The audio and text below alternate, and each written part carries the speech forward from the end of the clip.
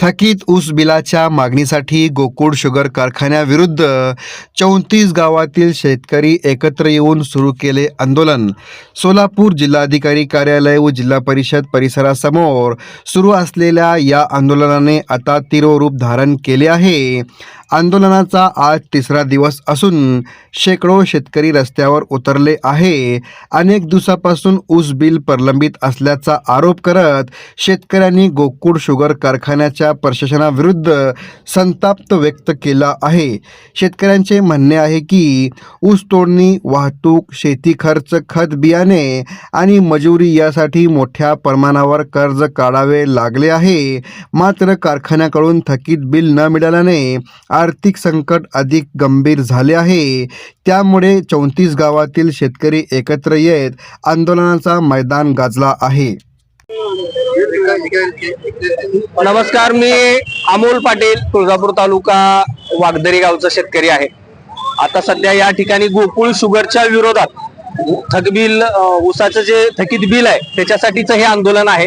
जवळपास 34 गावचे शेतकरी या ठिकाणी उपस्थित आहेत आणि त्या प्रत्येक गावातून 10, 5, 2, 1 प्रतिनिधी या ठिकाणी उपस्थित आहेत। मागच्या 2 वर्षापासूनचं बिल गोकुळ शुगरने या ठिकाणी दिलेलं नाही आणि आमची प्रशासनाला विनंती आहे की शेतकऱ्याच्या सहनशीलतेचा अंत न बघता लवकरात लवकर बिल त्यांनी खात्यावरती शेतकऱ्याच्या जमा करावं। जसं नियमानं 15 दिवसाच्या आत FRP प्रमाणे बिल देणं बंधनकारक आहे कारखान्यांना, पण ते बिल त्यांनी आज 7 महिने झाले 1 रुपया त्यांनी कारखान्याकडून जमा केलेला नाही। 7 महिने शेतकरी म्हणजे 12-14 महिने शेतात ऊस पोचायचा आणि पुन्हा 7 महिने बिलासाठी वाट बघायची, हा कुठला न्याय आहे? प्रशासन या बाबतीत काय निर्णय घेणार आहे का नाही? कारण सरकार म्हणते आम्ही शेतकऱ्याच्या बाजूने लढतो, हे सरकार शेतकऱ्याचं आहे, पण जे लोक शेतकऱ्याला फसवतात, चोऱ्यामाऱ्या करतात, ते जाऊन सरकारात सध्या बसायला लागलेले आहेत। आज सध्या आमचं मुख्यमंत्र्यांना, इथल्या जिल्हा कलेक्टर, पालकमंत्री यांना विनंती आहे की तुम्ही या संवेदनशील विषयामध्ये हात घाला। जे कोणी या गोष्टीला जबाबदार आहेत त्यांना जबाबदार धरून जाब विचारा, त्यांच्या मालमत्ता ताबडतोब विक्री करा आणि तत्काळ बिल त्यांचे जमा करा शेतकऱ्याचे। आज आंदोलनाचा दुसरा दिवस आहे आणि हे आंदोलन पुढे किती दिवस चालेल हे सांगता येणार नाही, कारण जोपर्यंत शेवटच्या शेतकऱ्याचा 1 रुपया पडत नाही खात्यावर तोपर्यंत आम्ही हे आंदोलन थांबवणार नाही। 7 महिन्यापासून 2024चा आहे, 25चा आहे, या चालू गळीत हंगामाचं बिल आहे, 24च्या हंगामातलं सुद्धा शेतकऱ्याचं बिल। Gokul sugar limited Dhotri, chairman Datta Shinde,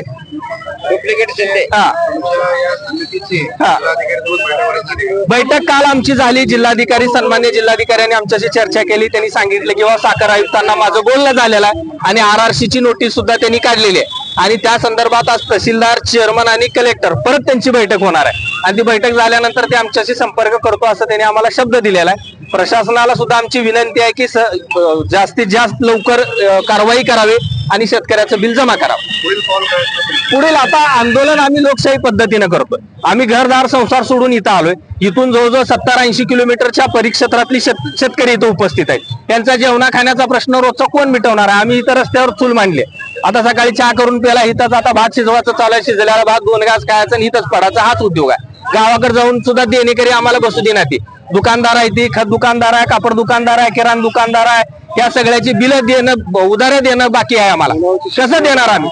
हात उसने घेतलेले पैसे सुद्धा आम्हाला कोण तिथं कट्ट्यावर बसू देना गेले, बसेल तिथं अपमान करून आम्हाला बोलायला लागले। हे देणं द्यायचं म्हणजे चेष्टा नाही। उद्या 14 जून पासून शाळा चालू व्हायला लागली, कॉलेज चालू व्हायला लागले। शेतकऱ्याच्या पोरांनी शिक्षणाचं खर्च कसा करायचा?